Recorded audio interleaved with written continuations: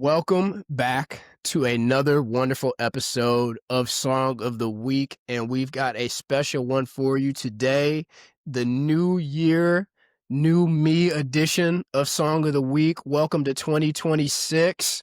David, what's up, playa? JB's Happy New Year, Merry Christmas, Happy Holidays. Hope you're doing well, my dude. Excited to be here. Special, like you said, special song of the week. Even though we're in the new year, we're going to be looking back to our song of the year of 2025, which is it's a big task. You know, there's been a lot of song of the weeks. There's been a lot of interviews. There's been a lot of stuff done on the Good People Content channel. So very interested and excited to hear your thoughts and excited to be here as well, my dude. Yeah, like you said, 2025 was a cool year, the inaugural year of Good People Content and Song of the Week. We're somewhere in the ballpark of 40 episodes of Song of the Week so far. And man, it's been a memorable experience doing this with you and Bill. Bill wasn't able to hop on today, but 2025 was a memorable year for us, I would say. No doubt about it. And I think beyond just getting to do this with, my best friends and having a blast with you guys, because it is that exactly. Part of what's been so great about it, I think, is like 2025 has been a very difficult year in the world, I think, just generally speaking, lots of bad stuff. But this has been such a fun, positive, bright note for me personally, and I think for lots more people and growing as we've really had a great year. So yeah, man, what an honor and a pleasure to get to do this with you and Bill.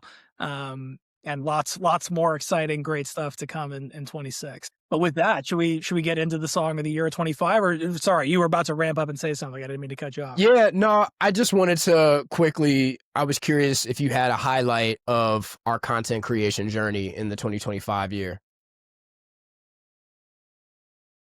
There have been several, I would say. I'm gonna say my highlight is actually gonna tie into my song of the year choice. So I'll save the full story and choice. My number one choice, we'll put a pin in for just a second until I talk about my song of the year. I would say this is not a sexy choice, but what I would say is it's maybe not one moment, but I'm really proud of how you and Bill and I have been like open to this experience, in the sense that like none of us have ever really started a channel from scratch before and looked to grow it organically. And we've all just been very open to stuff, and we've listened to the feedback of people who have been listening and watching. That like collaborative spirit of all of us wanting to get after it together, but also just having fun with it and not being locked into one idea or version of what this should be, makes me super proud and awesome, and it makes me feel awesome, I should say. And the other thing I'll say, and I'm gonna gas you up just for a second, JB's, but like seeing you just take this on and crush it and do everything, like for people who watch or listen to our stuff, this is Jordan doing this. This is Jordan doing all of this. Bill and I just get to do the fun part and come in and have fun with Jordan and talk about the shit that we love. Jordan is editing, mixing, posting, scheduling, doing all this stuff. And seeing you do that, Jordan, as your friend and co-conspirator in this, it's just been the coolest, man. It's been so fun to see it get better with each thing that we do. So that getting to do this all together and seeing you blossom into this thing and become great at it has been my favorite part so far. Well, thank you for that. I appreciate that. I think for me, there's a couple moments that stand out. Obviously, we got to take two trips. Well, I got to take two trips. You took one. But the trips that we got to take to New Orleans and Vallejo, California were also just, those were awesome. I kind of look back at the LaRussell interview as our launching point. I think everything that we did before him, and it still is relatively experimental, but I'll always be super thankful for LaRussell because he kind of gave us a chance to get some wings on this thing. He was super gracious with his time and his space and the people that surround him and his company. And and gave us an opportunity to do something with him when we had a following of virtually nothing. We had 82 subscribers on YouTube when we went out there, and I believe we had 162 followers on Instagram. Like we did not have a footprint in this space at all. And as of this recording, we're almost at 7,000 subscribers. And every artist that we've been able to interview since La Russell is because in some way of La Russell. We don't get any of those other interviews without him coming first. And so that's the kind of linchpin moment that I think about when I think about all of this. But I'm also very proud of, and you touched on it a little bit, we've stayed really true to who we are and what we've wanted this to be. You know, I came to you guys with the idea, but I came to you guys with the idea of us doing this together and us working together at this. And the idea to do this was inspired by some of the work that you and Bill had done with previous work before. So you know, you and Bill always give me a lot of credit, and I appreciate it. And I do a lot of stuff for the channel, but I tell Bill this all the time. Some of the ideas that I'm executing are ideas that you guys give me. So I say all that to say I'm super proud of us not leaning into being people that we aren't. You know, none of us think of ourselves as like influencers, right? We're all guys in our mid-30s who have had jobs and careers and have done all these other things in our lives that we're super proud of. And we're looking at this as our way to be creatives as opposed to our way to be influencers. So we've been able to stay true to that. We haven't faltered in any of that. And that's what I'm most proud of the last year, specifically when it comes to this journey, is myself, you, and Bill sticking really true to what we set out to do. And I think it shows in some of the artists that we've gotten to work with most recently, Sally Green, Nate James, some of those people, some of the things that they've said to us about how much they appreciate what we do and what we brought to the table, even as a small channel with a small footprint. So I say all that to say 2025 for Good People Content was the inaugural season of all of the stuff that we're doing. And it's been a hell of a ride. And obviously Bill's not here, but it's been fun to do it with the three of you, or the two of you, the three of us. Absolutely, brother. Big, what well said. I'm gonna have to drastically pivot my song of the year because I was gonna do a La Russell song for Okay. all those reasons that you just beautifully stated, which I won't restate again. Doing my song of the year, I was gonna pick "Am I Musty" by La Russell for all the reasons you said, because that trip, us getting to go be in person, working with our buddies Joe and Nathan, shout out Joe and Nathan, getting to do that as a group and going through that process, I think was really crucial and so fun and bonding in such a good way. And then all those things that you said about La Russell, you know, an artist of that stature being willing to more than just like give us the time of day, like truly make time in his schedule to be with us in a real way, invite us to spend time with his family. Just such an incredible dude that did so much for our channel. And you know, off that conversation and time I got to spend with him, you know, we've gotten a chance to interview and hang out and talk with Grammy winners and some of the most respected artists in the field that we genuinely love and listen to and get a lot from. So grateful for that trip and that time. But I will pivot to a different song for my song of the year, because you know, let's shake it up a little bit.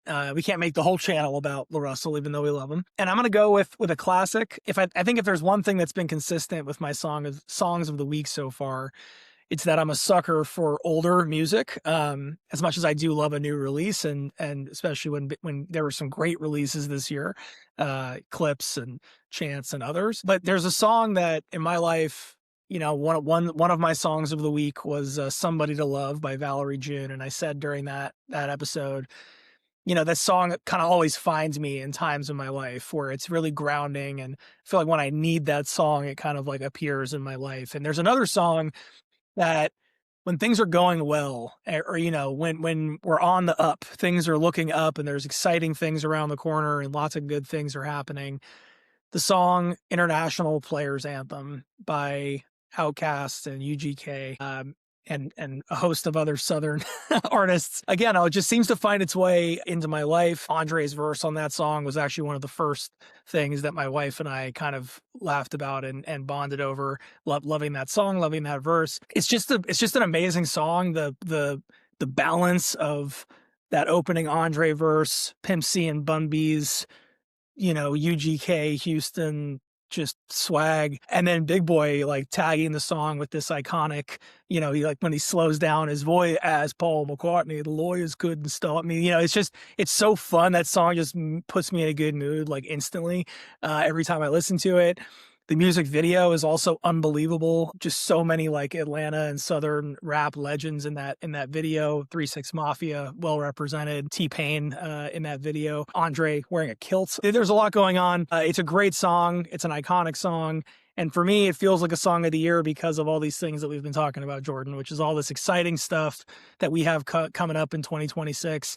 Being grateful and loving all the stuff we've done up to this point, and heading into the new year with that. If we can have even half the swagger and bounce that UGK and Outkast have on International Players Anthem, we're going to be doing all right. So that's my song of the year this year.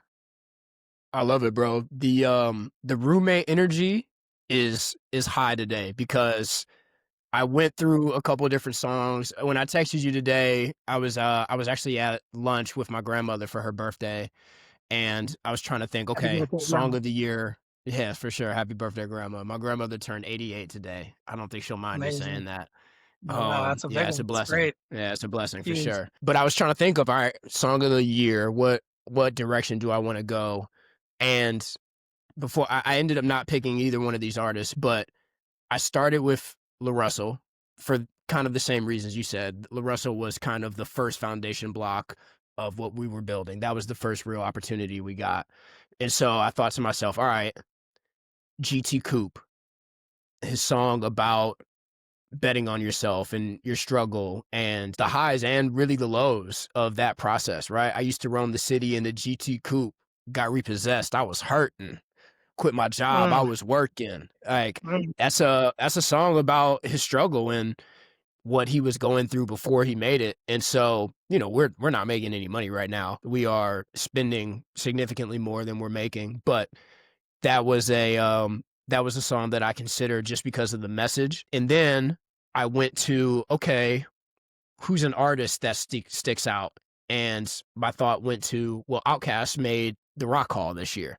So I started thinking about Outkast songs. So it's funny that you and I kind of went through very similar thought processes when we were vibing today without even knowing it. But all that to be said, I ended up going with The Birds Don't Sing by the Clips.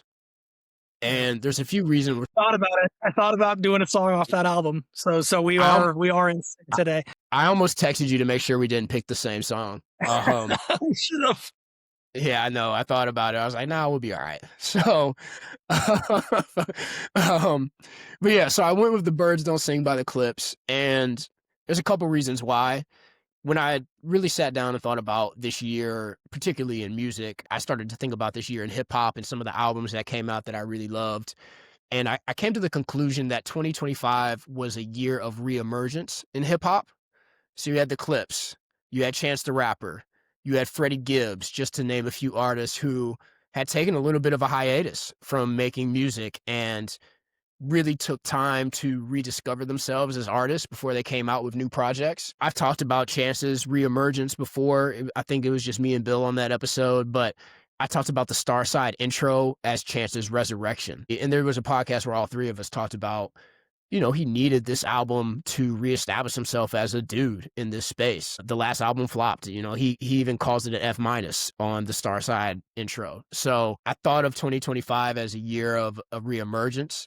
And so The Birds Don't Sing, to me, is the Clips reminding everyone in hip hop that they're not to be played around with and that their depth as artists is as impressive as anyone else that has released any music this year. On The Birds Don't Sing, not only do they reemerge, but they give us the real about what's been going on in their lives, right? They talk about the loss of their parents, a very deep topic to talk about. Not every rapper is willing to go that deep, and it doesn't mean that they're not a good rapper, right? It's just not the type of depth that they're trying to have with their music, but the clips go there. They really get personal with that first track. And then I also thought that that song was important because you and I are millennials. We come from that generation of people that was born in the early 90s. And this is this is getting a little deep here, but as millennials, we are beginning to enter that era of our lives where losing the people in our lives that mean the most to us starts to become more realistic. And we have to just start thinking about how to move forward in our lives while taking care of the people that took care of us as we grew up. And so that song hits home for that reason. And we've talked a lot about how art is supposed to make you feel something. And this song does exactly that. Again, very deep song. One of the first bars that Pusha spits in this song is trying to navigate life without my compass. I haven't lost either one of my parents, but you and I both have friends who have, or have at least lost one parent. And that is one of the things that I hear most consistently from those people is, there's a mutual friend of ours. I won't say his name or put his business out there, but I was having a conversation with him about losing his father. And he was like, man, I lost my road dog when I lost my father. Like my father was the guy that I could always count on, and I don't have him anymore. And so I don't know, man. That song is just really touching to me. And so thinking back on 2025, that's gonna be my song of the year. Great choice. Great choice for great reasons. It's great project. Um, yeah, like we talked about, and I think that's actually funny, very different emotions, but also true for my pick. Like all the best acting teachers I had when I was acting would say, what's the point of all this? What's the point of what you're doing? What's your job really at the end is to tell a story so that people can feel things. And it sounds very, very basic and easy almost when you say it that way, but it's not. It's really, really hard to do it effectively. So anything that does that, happy, sad, reflective, pensive, angry, it's achieving something, right? And I think the best artists, like the ones I listed and the ones you listed, they're able to not just make you feel stuff, but to do it in such a curated and meaningful way is just like that's the stuff that sticks with you. That's what sticks to your ribs as you go through life. And that's why when I talk about songs like Finding Me or, coming back into your life when you need them, the ones that do are the ones that are able to make you get there emotionally. So great choice. Great choice. Great year of music, great year for the channel. Of course, we're synced up on a roommate energy. And I think, from that time, like you mentioned, I was going to say this too in my original pick, going from whatever, I forget the exact numbers, but like you said, under 100 subscribers on YouTube, 100 plus followers on Instagram. And not that all success is measured in social media numbers, God knows, but to be able to feel validated in that what me, you, and Bill would be doing anyway, right? Which is talking shit to each other about music and life and pop culture, being able to do that in a way that's been heard by people and felt, to do all those things that I just said, right? To help people feel something and either put words to something in a way that they haven't ever thought of before, or made them think about something in a different way, or even just pissed them off, or said something that was like, I don't agree with that, and I'm gonna talk about it. That's such a gift, such a blessing. So grateful for that as well. And onto bigger and better things, man, as we go here in 26. Like the Clips and Chance and Outcast and everybody else, onto bigger and better things. Yeah, sure. And just to piggyback off of what you just said, thank you to everybody that's followed us on whatever platform or even just liked a video, is watching this video right now and liking it or subscribing, whatever. We put a lot of effort into this. We put a lot of thought into it. But we're also putting ourselves out there in a way that's scary. We're putting our creativity out there, just the same way that a musician would. Reboot is a project that for you and I, we're putting our ideas out there to the world and seeing if people like it. And that can be a scary feeling at times. And so the people that have acknowledged that these guys are trying to do something unique and we're going to support them, that means the world to us. And we also hope to continue to provide things that you guys enjoy. And, hopefully we make you feel something. Like David said with art, we hope that our art makes you feel something about us. So thanks again for tuning in. We appreciate it. Big time. Um, Huge yeah. thank you, and deeply appreciative of everybody who gets down with good people. It's yeah, you nailed it, Jordan. It means the world to us. So we're gonna do our best to live up to your support and keep improving and doing cool shit. And so before we go, I have a thought to leave everybody with, to enter 2026 with. And so as I said, in hip hop, it felt like 2025 was a year of reemergences. Again, I stated Freddie Gibbs, The Clips, Chance the Rapper. I'm sure there's a few that I'm leaving off, but I think 2026 gives all of us a chance to reemerge as well. Not a total reinvention. I don't think we're trying to become somebody new, but I think reemerging as who you were always meant to be is important in 2026. So my message to everybody would be to let 2025 be the year that taught you the lessons, the hard ones, the uncomfortable ones, the honest ones, and then let 2026 be the year you actually apply them. Show up for yourself a little bit differently, choose yourself differently, move with more intention, and this is your year to reemerge. So, again, this is Song of the Week.